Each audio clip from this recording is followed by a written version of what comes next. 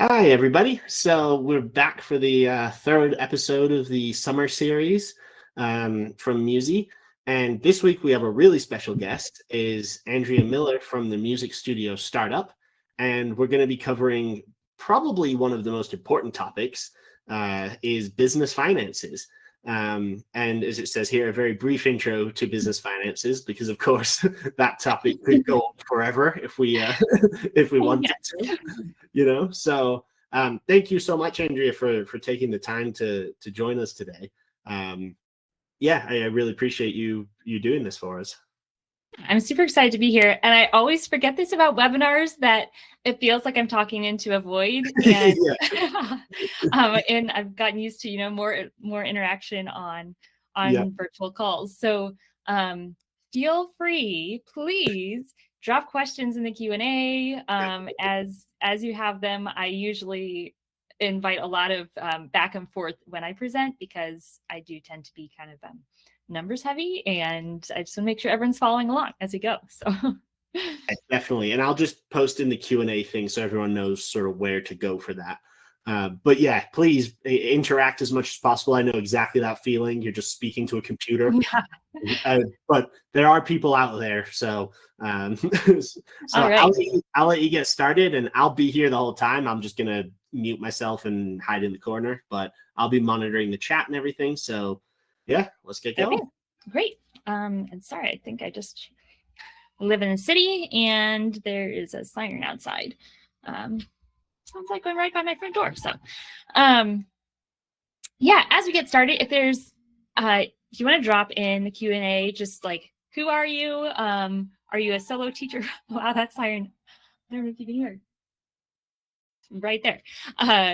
Are you a solo teacher, multi-teacher? In the description for this session, I did ask the question, like, are you thinking of expanding to opening a multi-teacher studio? That's where I think the finances get really interesting, as in higher stakes, perhaps, and just there's more going on in a multi-teacher studio. And so that's kind of my sweet spot, what I like to talk about. Wow, there's the siren. I'm just gonna let it take a second to pass. My house is not on fire that I know of, so.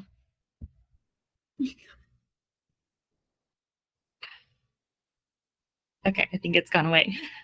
Yeah, so if you're there and you want to chime in with just kind of your background, what your teaching setup is, solo, wanting to add more teachers.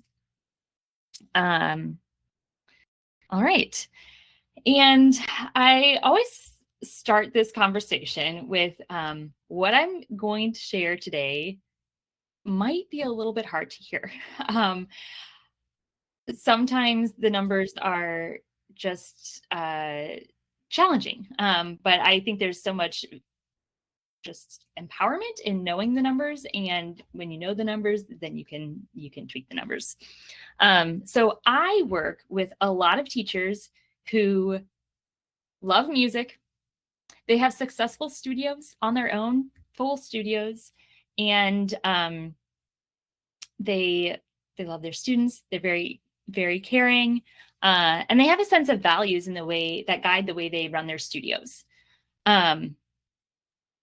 Yeah, they value what their students bring. They value what other teachers bring to the community. They just have a deep sense of generosity and compassion for people. That's the typical teacher I work with. I think that probably represents a lot of people on this call as well. And a very typical career path for that teacher who is successful on their own, has a full studio, all of that, is making a living sufficiently as a solo teacher, is something like this.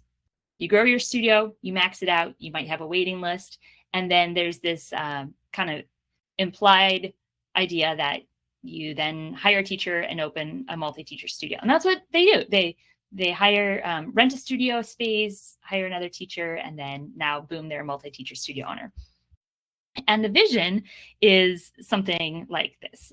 We're going to be teaching less, earning more, drinking lots of drinks with umbrellas on the beach, And it's just going to be this amazing thing. Like, we've cracked the code, and this is what our life is going to look like once we hire that teacher and rent that commercial space.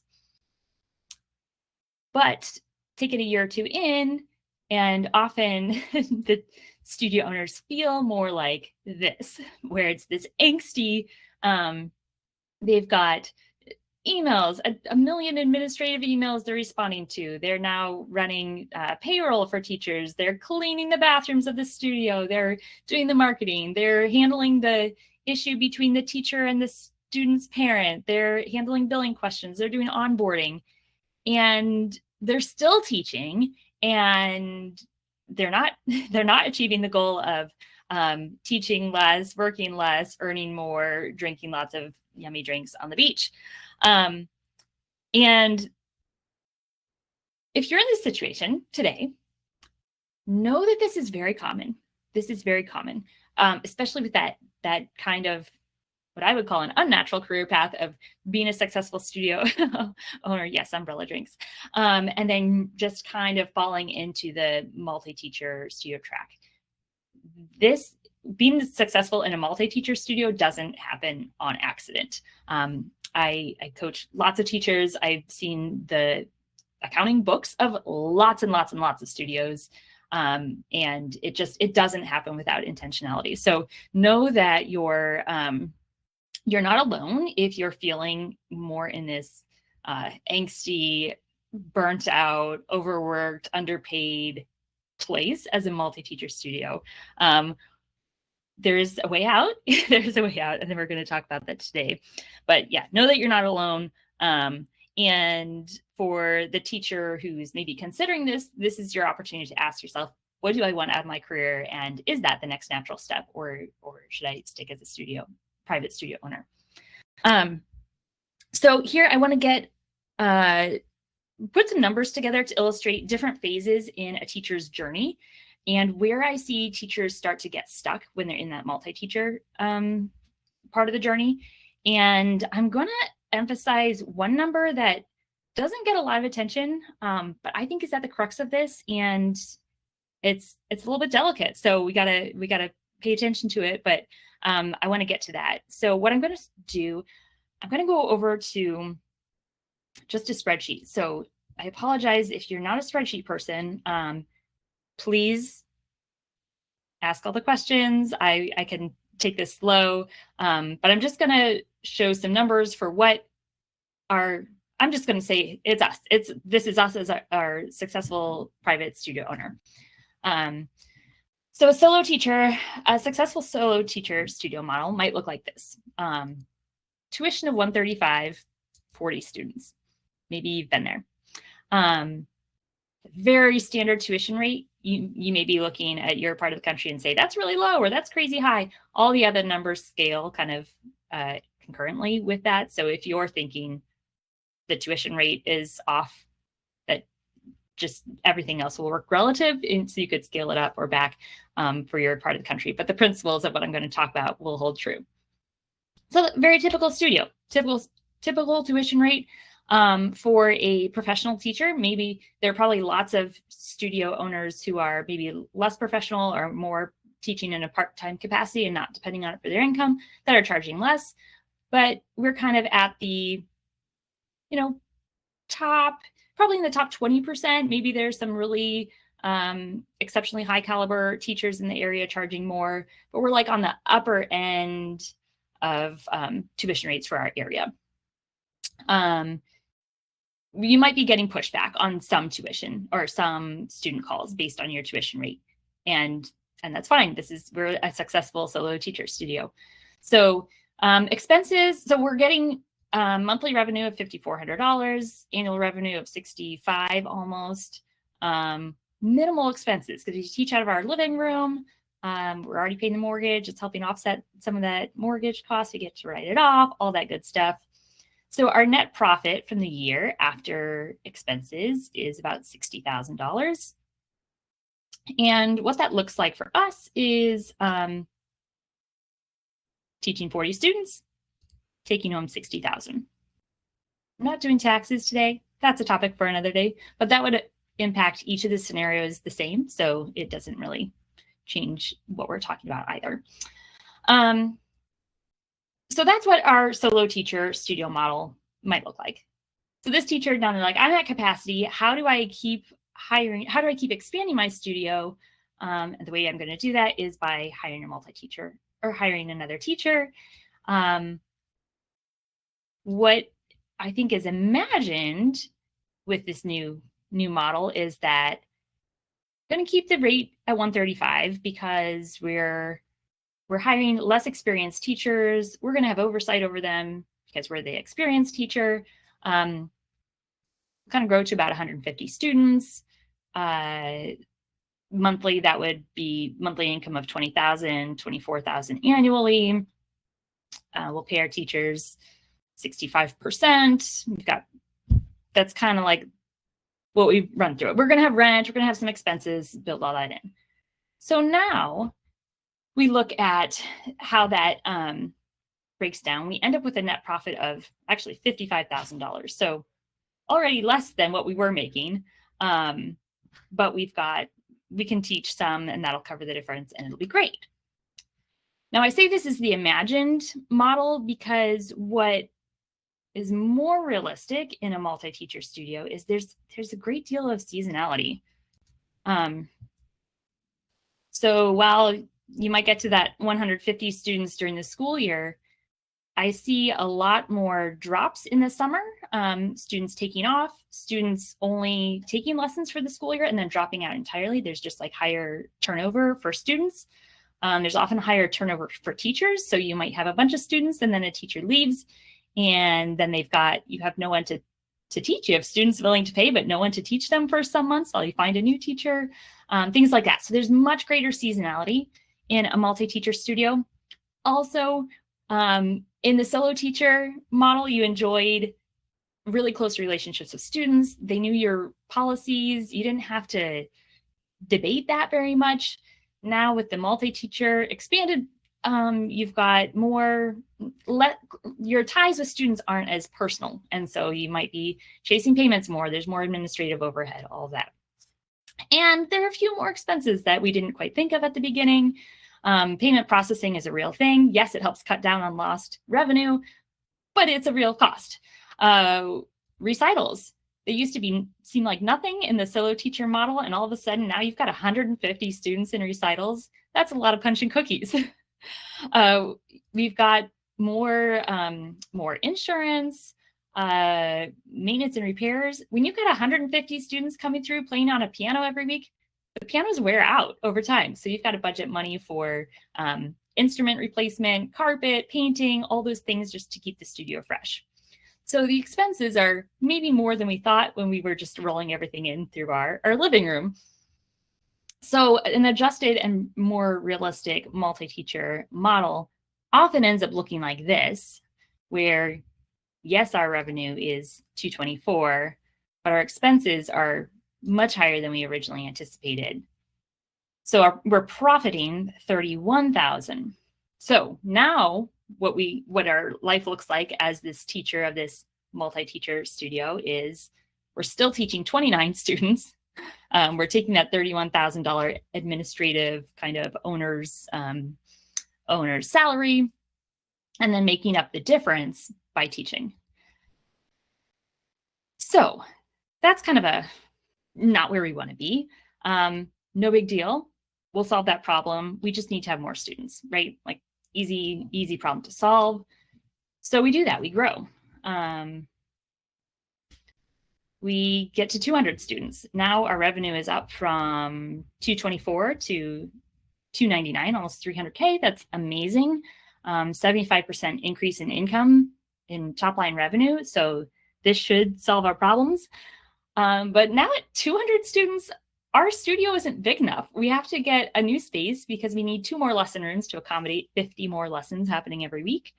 So we get a little bigger space, the utilities go up a little more. Now we're actually looking at, we've also added the administrative overhead here is a lot. We've got new students coming in. So we can't handle it all. We've got hire an admin for 10 hours a week. build that in. So at this scale, our studio is actually less profitable. Even though we have more students, it's less profitable because our fixed expenses have gone up here. So now we're profiting $27,000. We take that as our administrative salary or owner's salary, and we end up teaching more students, still just to meet the income we were making as a solo teacher. No big deal. We can solve this problem, right, with more students. So we grow again. Now we're up to 250 students. Our larger studio space still accommodates that, so we don't have to increase anything there. Admin support needs to increase a little. Again, we've just got consistently have students coming in and going out, lots of onboarding, more social media advertising, things that we're doing. So we increase that admin support. So we're back down to teaching 15 students, but still just making that same income that we were making previously as a solo teacher on our own. So here, I want to pause because there are kind of two go-to levers for music teachers who find themselves in this place. Yeah, Sam said the summer dip is real, totally real. And the retention, I think I didn't mention this at the start, but I have run a multi-teacher studio and I have run a solo teacher studio. And I took for granted as a private teacher what relationships do to keep a studio running really smoothly. And once I was more distant to the students, they didn't take lessons from me. Some of them didn't even know me, hadn't met me, like didn't meet me till a recital. And so that human connection wasn't there. And I undervalued that when I switched to the multi-teacher studio model, the impact that would have on increased admin responsibilities. So there are two go-to levers we've talked about, like the increasing enrollment. That's one lever. Get more students, get more sales. This one is, it can be effective to actually solve the problem of like, how do I make more money and work less with by increasing enrollment. We would need to get to 284 students. That has me doing no teaching, strictly earning my income from being the owner and primary manager of the studio. But I do have to sit back here and think, 284 students, that's a big studio. And is that the job I want? Is that like what I want to be doing, how I want to be spending my time, managing the emails for the 284 students and all that stuff? Do I want to be marketing? Do I want to be doing that? Let's see, you have a question. You're relating about a physical school now. Yeah, this is, these are kind of standard physical school numbers because of the rent. If you're working on like a virtual studio, I think their expenses are kind of in different places. Your turnover is probably going to be higher in a virtual studio. So then you'll probably also have higher marketing costs to make up for the just higher churn there. So your overhead might be different, will be different for sure. You probably won't have that big rent, but you'll probably have more investment in your website and advertising and stuff like that. Excuse me. So this is solving that problem, that how do we earn more, work less problem with scale. You get a big studio. There's another lever that's a common go-to, and we haven't talked about it yet. I wonder if anyone can guess what that second lever would be if we were trying to solve this problem. Say we didn't want to run a studio this large. What's our other option?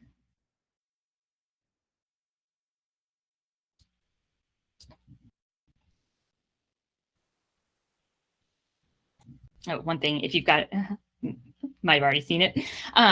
With this one, with the solving with scale, we do have to be careful that we're not, chasing our tail here. Like grow a little, outgrow the space, get a bigger space, higher expenses, grow more into that space, have to grow into new space. That sort of thing can happen with the with growing the scale. So you have to watch out for that. The second lever that we lean on is solving with a tuition increase. And you say, well, this is obvious, you've got to raise tuition. And that's part of it. These levers work in conjunction with each other. So if we were to raise the tuition 30%, 29.63% to 175, back at that 250 student rate or 250 student enrollment, and all the expenses stay the same, that would give us a net profit of $80,000. Now, this looks a lot better than the 60,000 here, but it's not really an apples to apples comparison because we're at a higher tuition rate. So if I was a solo teacher studio at 175 and I had my 40 students, I'd be earning 79. So we're kind of back to where we were as the solo teacher at that higher tuition rate. And this is not without its challenges, because now as a, oh, thank you, Sam. Yep, charge more. As if you think back to when we first made the tuition decision to charge 135, that was like a competitive but still high rate, like sustainable rate for us as a solo teacher, but it still was competitive in the market. Now we're going to have to kind of push the ceiling of the tuition rates in our market if we want to sell our piano lessons and guitar lessons at 175. Some teachers want to do that. Some teachers don't want to do it, or don't feel like they can, or don't feel like they can get 250 students at that higher rate. So again, not without its challenges. But it is another lever we can pull. We also need teachers who can command that rate. So if you're relying on a very entry-level teacher, and you're competing with a private teacher charging 135 teaching out of their home, that might be a little bit challenging if you've got a less experienced teacher and you're charging more for those lessons. So it's just a reality of the situation, and something overcomeable, but that's one thing. Some say only salary for teachers, and that is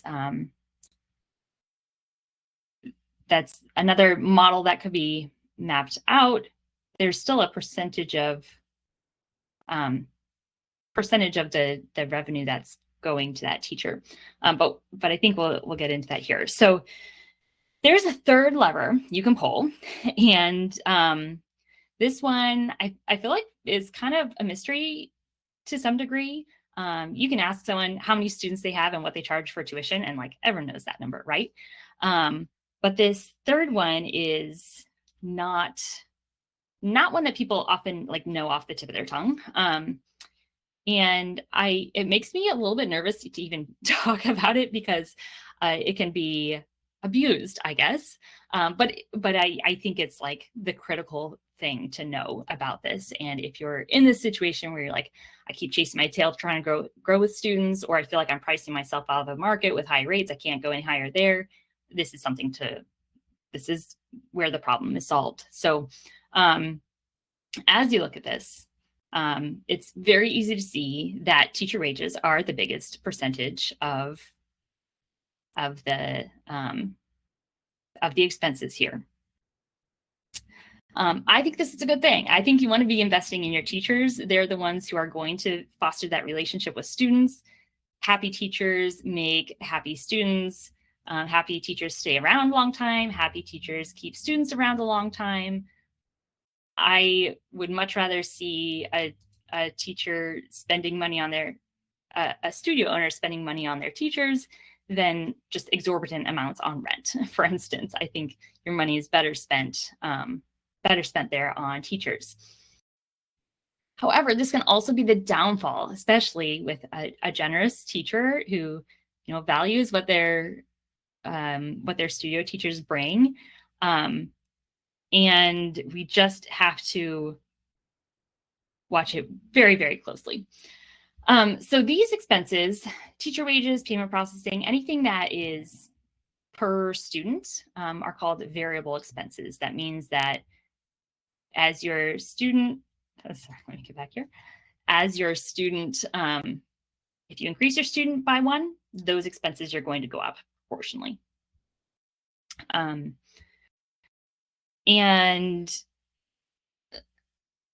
hold on a second.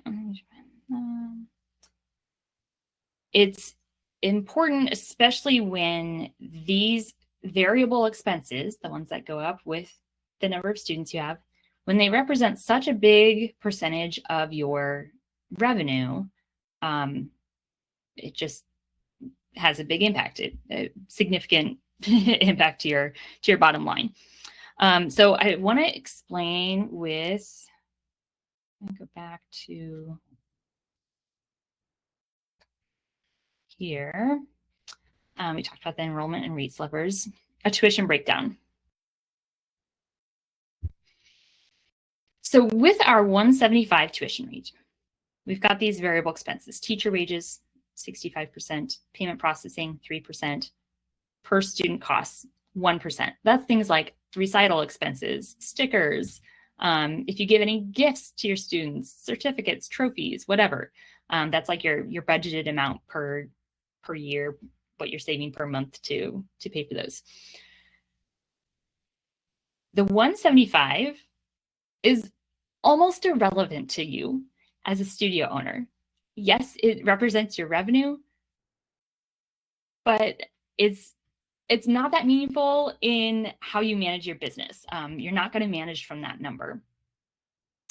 The variable expenses, oh, sorry. I don't know how to go back on here. There we go.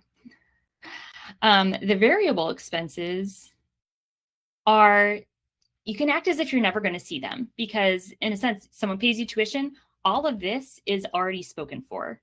You can't, like, in the middle of the month, decide you're going to spend your teacher's paycheck on something else. Same with payment processing. Like, that's already spoken for. That percentage of that income, you're just not going to see. Then what's left is your operating margin. That's after those variable expenses that are already spoken for. The operating margin is what you actually have available to you to run your business. So out of that 175, you basically never see this. It's already budgeted. It's already spent. This is what you have to work with, the operating margin. So that in this example is 31%. And I use 65% teacher wages because I think a lot of teachers start here. I see there's a range. There's always a range of these. But I'm talking about the teacher who, like, finds herself in this situation. They're trying to be generous to their teachers. They want them to be able to support themselves as a teacher in their studio long term. That's why I landed on that rate. It's one that I'd say a lot of studio owners aspire to, and kind of start there. So 54.25% is, or $54.25 is all we ever see of the tuition. This means that all our rent, all our admin help, all our insurance, all our pianos, all our maintenance, all our paint, all of that has to be paid for from this part. So if we've got $3,500 a month in rent and utilities, that's 63 students just to pay rent. No profit comes off of that. All the margin from those students just goes to paying the rent. If you have that admin for 10 hours a week, 15 students are required to pay for that admin.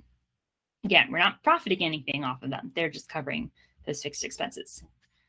Now, I want to take this back to the tuition lever, because we talk about tuition as a way of increasing revenue. And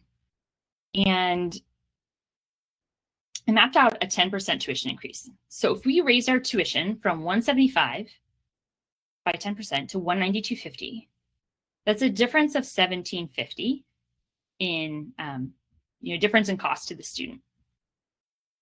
Of that 17.50, if these other variable expenses go up proportionally, it only impacts our bottom line by $5.43. So pretty significant tuition raise, pretty small impact on the bottom line relative. This brings me back to like this difference between operating margin and the variable expenses. That's the thing that needs to be managed.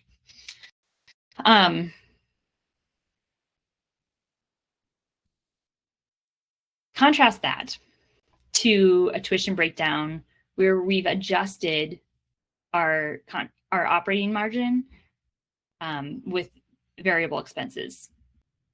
So we adjust the teacher wages to be 62% of the tuition. Our operating margin is 34%. That 3% adjustment makes a difference of almost 10% to our operating margin. It goes up to the 59.50 versus how hard we had to work here to change.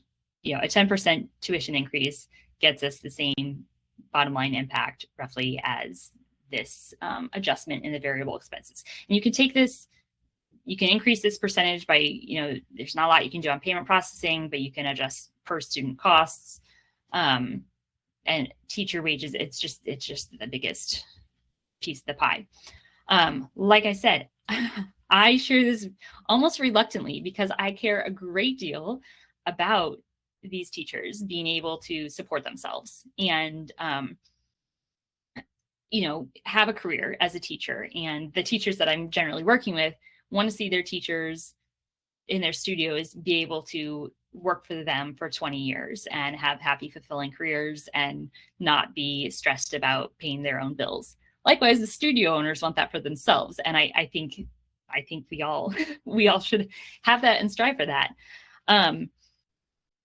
So yeah, like I said, I say this with great reluctance. With great power comes great responsibility. I would hate for the takeaway to be, oh, let me just go slash my teacher wages without thought, and it'll all be great for me. And this is the key. Great studios that I see strike a balance between the price that they charge students, what they pay their teachers, and then the expenses that they need to incur to build a cool, nice studio, nice place to work at, and also investing in marketing to fill those teachers' schedules and all of that. When you try to solve with exclusively one lever, you get, if you solve by exclusively raising rates, you might just price yourself out of the market. I think there's more upward opportunity than teachers sometimes think, but you can't just do that in a void. You can't just say, oh, I'll charge $1,000 a month for lessons. That'll solve all my problems. You still have to be able to get students at that level. And a lot of teachers also care about, having affordable lessons and wanting people to have access to that. If you solve by just getting more and more students, then you run into that tail chasing. If you solve by just exclusively slashing teacher rates, you end up with a potentially dissatisfied teacher, high student turnover, things like that. So it is truly a balance of those three levers. And I think the one to pay attention to and very thoughtfully set from the get-go is that operating margin, variable expense percentage, how those two react. So I want to have plenty of time for Q&A. Next steps or things to ponder. If you're a solo teacher who's thinking of expanding, I really encourage you to think about what you're trying to achieve with your studio, what you're trying to achieve with your students. What are your values there? What student are you trying to attract? What are you trying to achieve with the teachers you hire? What do you want for them at the end of the day? What do you want their financial picture to look like? Consider just raising your rates as a solo teacher. That's a completely viable career move to make, and there's like no shame in that. I think it's, yeah, I mean, as evidenced in these models, I think we can idolize the multi-teacher studio model, and I don't know, sometimes teachers feel less than because they haven't taken that leap, and I don't think that's a fair judgment on anyone. I think some of the, the most thoughtful teachers like thoughtfully decide to stay as a solo teacher, and that's a great option. Then if you're currently running a multi-teacher studio and you're not happy with it, look at that operating margin. Figure out what that number is in your studio, what that percentage is. If you can't figure it out, call me and we'll figure it out. And know that there are these tweaks that you can make to pull that into balance. And again, like this can be demoralizing. When I was preparing this, I was like, where's the good news in this message? But I think it's the empowerment of knowing, being able to zoom in and say, that's my issue. That's what's keeping me stuck at this, still teaching, still doing a lot of admin. I'm stuck in my studio. I can't seem to get to what I really want as a studio owner. And I hope that this kind of shows, at least points you in a place to look to find what the way out might be.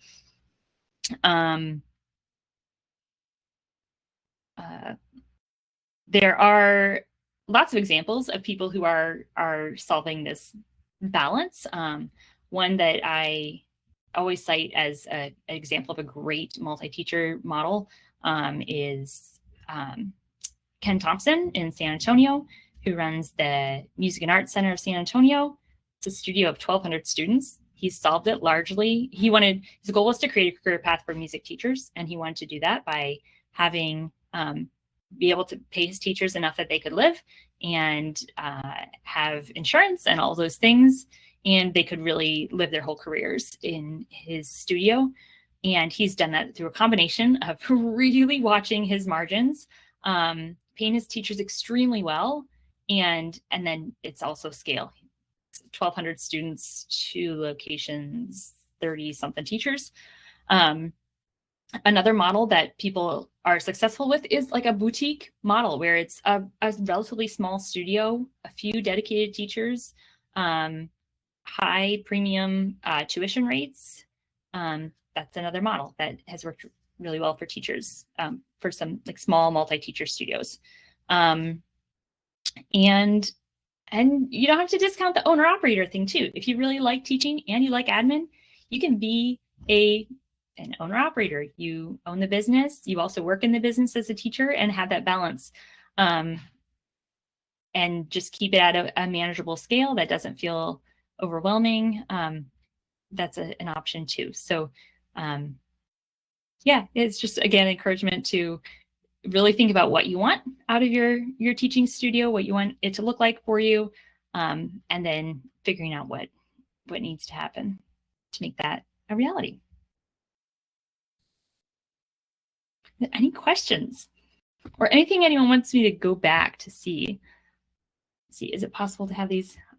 Or Sam, yeah, you want to? I figure I'll pop in too, and I'll keep an eye on it. Well, actually, there was one question about, is it possible to get access to your spreadsheet so they can plot in their own numbers? And yeah, this particular one isn't set up very well for anyone but myself to play with, but I can try to get something. I can at the very least share it as a read only, and yeah. Yeah, because that'd be really cool. Because this kind of like calculator type of thing, I think it would actually be super valuable to especially teachers in the startup phase, because it just kind of gives you an overview of how much it's actually going to cost you to do things. If you know some of the numbers for your area and you have maybe some special, circumstances or things, or whatever it might be, Mm-hmm. that's really neat to be able to see. And the way you structured it, I thought was really fascinating, because I would never have guessed that the changing of the teacher portion was that drastic of a Right? difference. Like, because at first when you said 3% to 10%, I was like, hold on, wait. I was like, how's that work? And then obviously as you went through, I was like, oh, okay. Like, that's actually a really good point. Um, so yeah, it's huge. I mean, I would have gone down sort of probably the typical train of more students, more expense, more students, more expense, and just Yeah. pulling those two levers back and forth until you basically Right. ruin yourself. So Yeah, and I mean, so many teachers. I when I look at teachers or studio websites online, I'm like, oh, I just have so much compassion for that teacher, because I know like what's happening behind the scenes, and there's probably someone who's not happy and like pulling their hair out at night. But and I think especially with that teacher, it's so motivated by heart too. So right, they want to do well by their teachers, and so much respect for that. I want that too. I think that's important for the whole music ecosystem. When parents can see that there's a career path for their student in music, then they're more likely to say, yeah, right. you could be an engineer, or that You music could be a teaching thing teacher. isn't so bad, So, but I do think we set and forget that number, that percentage. And then like once it's set, we just don't even kind of consider it, and we pull the other levers. We pull the tuition, we pull the enrollment, and just kind of ignore it. And so it's, yeah, that encouragement to be careful when you set it at the beginning. And yeah. I would have been the guiltiest of that, because in my head I've been like, oh well, like 75% sounds fair, and I'll just take the other 20. Like you're like, you're doing all the work. I'm just Right. But then when you really break it down, you're like, actually, I'm doing a lot of the work. Like, I'm actually doing everything other than the lesson. And you kind of forget, even as a solo teacher, like you forget how much work that really is, because you're just so used to kind of doing everything together. So you're like, oh well, if I didn't have to teach and I only had to do this other stuff, then but it's not 25%. It's not. Right. It's more real. It's more like a 50-50 in a way of like, Huh. if I think of it from the point of a solo teacher, 50% of my time is teaching, 50% of my time is admin, and more organizing and prepping, and kind of everything else that runs the business of being the teacher. So, I mean, obviously 50 is a bit aggressive, but if you were to come into the agreement with a new teacher and you're like, okay, so now I just don't teach, but I still do the other 50%, it's like, it's interesting to kind of structure it in that way in your head, because Yeah. I would have definitely gone in being like, oh well, 25% seems fair for me, and then you It obviously totally does. Yeah. And I mentioned this at the beginning, but like I definitely underappreciated the relationship aspect of like Right. owner to student. Yeah. And if you think of in a solo teacher studio, if you're this is the other part that I didn't like represent in the model, but a lot of teachers also want to be the flexible student. Right. Oh yeah. You can do makeup lessons. And again, it's that heart, it's the compassion for Yep. the students and their schedules and their budgets and all that. Um, and so if you've got that in a solo teacher, you might have 2 students a week who are requesting makeups, Yeah. manageable. Okay, you're sending texts, whatever. But now you've got Fill that up. 20 students a week, and that's time to Yeah. manage that, and cost. Like there's a real Oh cost, yeah. especially if you're paying an admin for that. Like, can I afford to pay an admin for an hour to go back Right. and forth by email or text or phone to arrange a lesson? Like that's $20 to rearrange that lesson, and I'm only making Right. I'm only 56 making divided by $15. 4, yeah, 15, Yeah. 12 per lesson. So yeah, very real cost. It just like scale is a funny thing. It is weird, because it was really shocking too with the the charts that you had the first year, like right out the gate, you lose $10,000 in a sense. I was just like, oh wow. And then it gets even a little worse. And it's like, oh man, yeah, like there's, and the operating, it's one of those things, like no matter how much you think it's going to cost you to do something, like if you've ever renovated a house or done one of those sort of big projects where you like set a budget for the project, it's what's the old things, like double and then half again is I think the like contract, like for like renovating a house, I think that's like the term, the like sort of industry standard is double the number you think and then half again, and then you've actually gotten to the real truth of how much it's going to cost you to do the thing. Yes. And it's little things, like people don't like we're saying with the one teacher who's asking about what about doing this digitally instead of renting the space. And I think you made a really good point. It's like, well, your website's going to need to be incredible if you're doing only online. Your equipment is going to have to be out state of the art. You need to have high-end microphones, high-end cameras, high-end everything. You need multiple computers and redundancies and pay extra for better internet. And so like your running cost just transfers over. You're going to be doing more ads, you're going to be doing more marketing, so it's interesting to see that, regardless of online or in person, that expense number is always a lot higher. Like when I saw the first one, it was like 17,000. You're like, man, like that's a lot of money going out the door, But, yeah. And the advertising thing too, like I said, these are like successful solo teachers that I see who are moving into this. So they've got everything down. They're not really doing advertising. They might have a website that they spend $100 a year on, but it's word of mouth all the way. Yep. And that, like, word of mouth doesn't get you to 250 students usually. Definitely. Yeah. I completely agree. There's that there is sort of a misnomer that you can just transfer this and keep going. And like you said, with the relationship thing, like a good example actually is the guitar teacher that I had growing up. He is still a solo teacher, but just charges a really premium rate now. And the hesitation he always had about moving into a multi-teacher studio, and he had a waiting list of over 100 students. So he had every opportunity to hire another teacher and just bang, fill their roster, hire another teacher, boom, fill their roster. But he said the issue is that they are here to take lessons from me. He's like, that's the thing, is he's the expert teacher. I'm not knocking any of the younger teachers that could come in, and because they definitely could come in and do a good job, but totally. Yeah.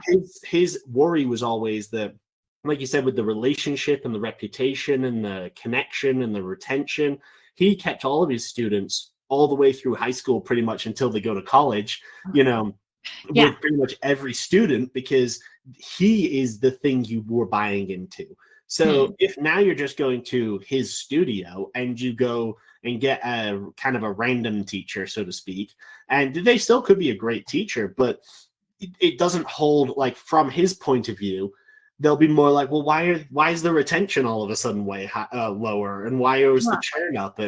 And so that is really interesting to see, because I think a lot of teachers just assume they can transfer like laterally across, and that all of their skills will just kind of permeate through, but it's never really the case when you hire other people. Yeah, it's just different. And I mean, that also just emphasizes the point that you do have tremendous value in the brand that you build as yourself in a solo teacher. And so rather than trying to transfer that to another teacher, you can transfer it to higher rates or things like that. Right. Like, there's such good viable options. Introducing group programs. And I didn't get into this because I just wanted to like illustrate this really clearly, but group programs is a way to change that. Right, that's like another lever, to use. Yeah, that's actually something we've been kind of jumping on a lot in the last probably 2 or 3 years. Is a bunch of teachers come to us, especially if they have an online studio. The question is sort of like, how do I get out of this just one lesson, one payment kind of deal? And my first suggestion to everybody is groups. It's like, if you have a group, then you can literally make 5 to 10 times as much per session. And I actually just I was in Texas last week with a training for teachers, and their whole thing was about opening in-person physical studios that only offered group lessons. And, starting there, so you're already kind of, preempting the scale problem. So, you're a group studio, and that's also a nice like differentiator to whoever might be next door or down the road. Yeah, here, let me there's a question that popped in, so I'm just going to read through it. Our take on group lessons, good timing for that question. I understand it's financially more profitable to teach groups, but when you thrive for excellence, personal service, one-on-one is a must for learning an instrument. In my opinion, music theory should be taught in separate classes to allow students to focus on technique or playing, while working with groups is very beneficial, but students should be at similar levels and do chamber music. I actually disagree with that. So, and Andrea, maybe you have a point on that, but I actually strongly disagree with that assessment. Group learning is arguably more effective, and the students do not need to be of the same level in order to work together in a group. Think of your typical classroom. Your classroom is not going to have every kid at the same exact level of math or science, but the learning from each other is a massive benefit to being in a group. And I believe you can provide the same quality of personal service in a group that you can in a one-on-one. Sometimes for some students, a one-on-one directly with a teacher for an hour is too much. That's, you're kind of like pile driving information into their head, and then they leave and they have to kind of deal with all of it. Where in groups, or especially like a lab setting, you might have 5 students and you might talk to this person for 5 minutes and then let them work on that thing for 5 minutes while you talk to the next person. So they have time to sort of, soak in the information at their own rate and things like that. So I would argue personally that groups is a fantastic way of growing the studio, keeping the same quality, keeping people engaged. Level, I don't think actually matters all that much. And you can, of course, still offer one-on-one lessons as well. You don't have to go exclusively to groups. But yeah, that's sort of my hot take on that one. Yeah, I think it is not an all or nothing proposition to do groups. And there is so much nuance to all these things. And like even different markets expect different things from teachers. And so there's like, I have a teacher in a wealthier suburb, and she said parents just never, we tried groups, just didn't work. Like parents wouldn't pay for them. They kept saying, oh, that's nice, but we're just going to do this instead. And they did like all these, we'll try this for, you could do a group class for the summer. We're going to switch just the summer, force everyone to try it for a summer, and still just, okay, now we'll go back to our private lessons. And that doesn't mean you couldn't make a policy and just like, sorry, this is what we're doing. But there, I think that's an indication like, okay, maybe group isn't the way, but there is high ceiling for prices there. Yeah. They're demanding one-on-one lessons. Also, so price goes through the roof at that point. Yeah. If you want that, like you have to, someone has to pay for it. So I think this is such a values question. And I start all my coaching with like, what do you care about? What are you trying to do? What's important? And okay, so one-on-one is important. Where can group fit without compromising that aspect, like that value that you hold as a studio owner, as a teacher? And maybe it's in theory classes, or maybe it's in choir. And now all your students are taking a private lesson and getting amazing oral training because they're also in choir. And there you get the benefits of the group, economics, but you're not sacrificing that one-on-one value that you hold. And it's just not all or nothing. And this is where I say like successful multi-teacher studios don't usually happen on accident. There's thought behind it, especially if, that's it. There's just thought behind it. There's intentionality. There's strategy in the way you like model things out to make whatever set of values you want to achieve with your lesson structure work. I completely agree. Yeah, you don't stumble into accidentally running a 10 teacher studio that's profitable, and Yeah. like there's a lot of thought and planning that has to go into that. And I agree, it is very important to set that intention early on and make that part of your planning. Is if you really value one-on-one lessons, I would offer them, but I would probably offer them at a premium, and then I would have my group classes maybe slightly discounted. And then maybe if theory is really important, I'd have some theory classes, or you said like a choir or something of that nature. And those options also make you more interesting of an option from the student point of view. So, when you are planning out a multi-teacher studio, but there's another level there, is also making sure that you can train and choose the teachers that can actually operate those skills as well. So you can't just say, I'm going to do theory, I'm going to do this, I'm going to do that, I'm going to do that. And then you go and hire someone who has no skill, like no professional theory training abilities, or, maybe isn't comfortable teaching a group class.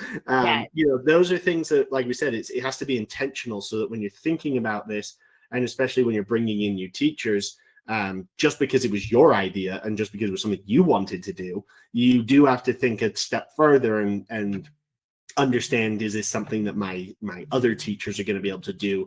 Is this something that we can execute at a high level and actually put our brand on? But just having a million options isn't actually always the best thing. It's hard to sell so many options, and because then your students are wondering, well, does it really matter? And you have to have a purpose behind what you're doing. Absolutely. Do you mind if I share some resources? Because please. So if you don't know me, I'm the host of the Music Studio Startup podcast, and I interview a variety of music teachers and just business owners who work in the music space. Sam's on the docket for this fall, and I just think the more experience you have and exposure to different kinds of businesses and how they work, it gives you more creativity to make your own business work. So the interviews just kind of are a variety of topics, and just to like get you seen inside other businesses, big and small. I also have a couple of courses. Business Building 101 is like the foundational decisions you need to make to get your studio up and running in a financially sustainable way. And then the one that is kind of like goes even deeper into, this was the very brief overview of business finance, and my business finance for music teachers is the much more in-depth, like, let's put together projections for your studio. Let's map out where that revenue is coming from. Let's map out all those expenses. Can you afford to pay this much in rent? What's it going to look like? How are you going to fund that from day one when you have 40 students to day 365, when you have 75 students, but you're paying rent on a 150 student studio, that kind of thing. So it's quite dense. But I show you how to like troubleshoot. Oh, I got a shortfall this month. Which lever is appropriate to solve which problem? So that's kind of what the business finance is, really designed for that multi-teacher studio owner who's in that place of just struggle and being burned out and like, how do I get out of this? That's that. And then I should also mention today, we've got a grant competition for new and newish music teachers, and Musi is a sponsor. Thank you, Musi. The deadline is today, so we've got 11 hours left to apply, but this is musicstudiostartup.com/grant, and it's in addition to a subscription to Musi Live.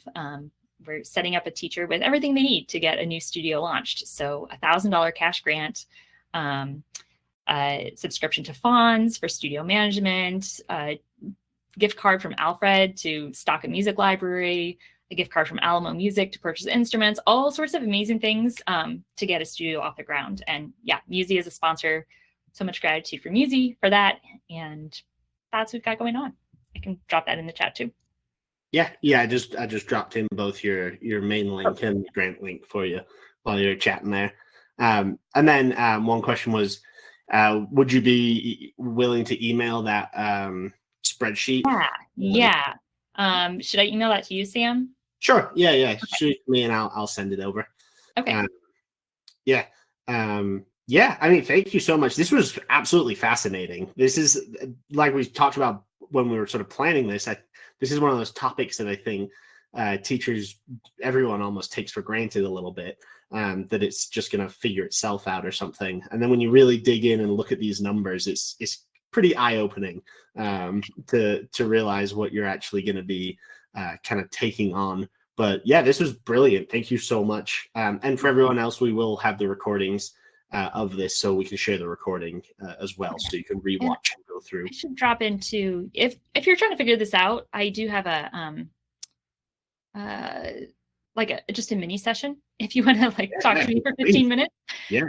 Let me share anything that helps people reach out to you, because this is an invaluable resource, and you're the invaluable resource. So yeah. I gave a topic on the webinar on this a few years ago, and so I gave that disclaimer at the beginning, this can be hard to hear, especially if you're in that deep dark place of it's not working. And I had teachers reach out to me months after, because I think it was just they had to absorb it and be a little bit sad that maybe their dream wasn't working the way they wanted to. But I think there's a happy way forward for teachers, and they're usually hard decisions along the way. And sometimes it's saying no to things and that you didn't want to say no to. Sometimes it's saying yes to things that you didn't think you'd ever say yes to, like some group or something like that. But there's a way forward. And I just want teachers to be able to do what they do amazingly well, and, be financially sustained through it all. So completely agree. That aligns perfectly with sort of what we're doing at Musi. Is, we want to provide an environment where you can succeed. That's what it's all about. Yeah. Awesome. Thanks so much, Sam. Absolutely. It's been an absolute pleasure. Like I said, all the links are here in the chat. We'll get the recording for anyone that's interested, and please feel free to reach out directly to Andrea. She got her email up here on the screen. And thank you again for taking the time for this. Thanks. Awesome. Talk to you soon. Bye.